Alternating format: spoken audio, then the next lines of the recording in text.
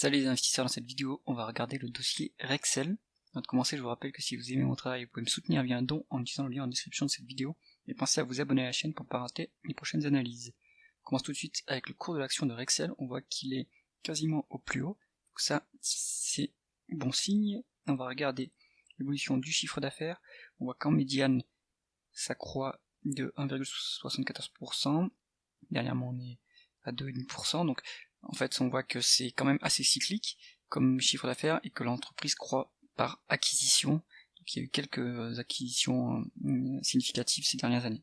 Les taux de marge, on voit que le taux de marge brut est assez stable autour des 25%, donc ça c'est plutôt bon signe. Le taux de marge d'EBITDA également est stable, voire au-dessus de la médiane, et le taux de marge net également, donc ça c'est plutôt bon signe. On voit que le taux de marge net par contre est pas si élevé que ça en absolu, l'entreprise est pas très éloigné de son seuil de rentabilité, ça veut dire que le management doit être très efficient dans sa gestion pour éviter de faire des pertes. On va regarder si les bénéfices nets se convertissent en free cash flow. On voit que depuis quelques années, les free cash flow ont significativement divergé des bénéfices nets. Alors, pour comprendre où ça se passe, je vous propose d'aller dans le tableau de flux de trésorerie que Coifin met à disposition. On voit que l'entreprise a on a accès aux 3 dernières années. Donc on voit que ici les bénéfices nets sur 2023 sont par exemple à 774 millions et on a en fait 300 millions de dépréciation et amortissement. Donc ce sont des dépenses non cash et ça vient gonfler les free cash flow. Même s'il y a un peu de capex, donc 158 millions de capex ici, mais grâce à ces dépréciations et amortissements, on se retrouve avec des free cash flow plus élevés que les bénéfices nets. Allez, on revient sur les graphiques. On va regarder si l'entreprise est rentable. On voit que en ROIC, elle est en médiane et c'est 7% de rentabilité, donc c'est très correct. Et dernièrement, on allait taper des sommets à 11%. Là, on descend un petit peu à 9%, mais ça c'est correct. On est assez rentable d'un point de vue opérationnel, ce qui est un excellent signe pour l'actionnaire. Est-ce que l'entreprise est endettée?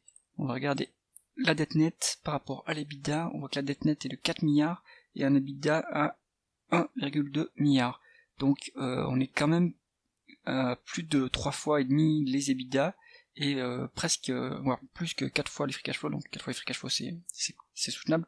Contre au niveau EBITDA on est quand même assez élevé. Donc le management devrait prioriser le remboursement de la dette. Il faut regarder ça dans la politique d'allocation du capital des dernières publications pour voir si le management essaye de rembourser cette dette pour augmenter le retour aux actionnaires et dérisquer le bilan par la même occasion. Donc ça c'est un point de surveillance à garder en tête.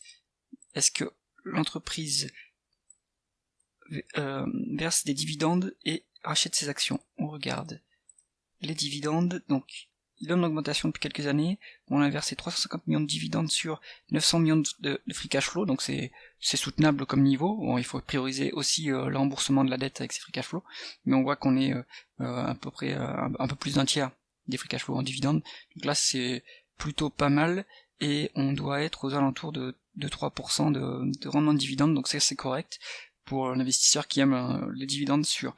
En plus, Rexel rachète ses actions depuis quelques années. Est-ce que ça a du sens de racheter ses actions par rapport à la valorisation? On va regarder la valorisation en termes de valeur d'entreprise sur EBITDA. On est sur une valeur actuellement de 7,9, de 8,1 pardon, et une médiane de 7,9. Donc on se trouve sur la médiane de valorisation de ces quelques dernières années.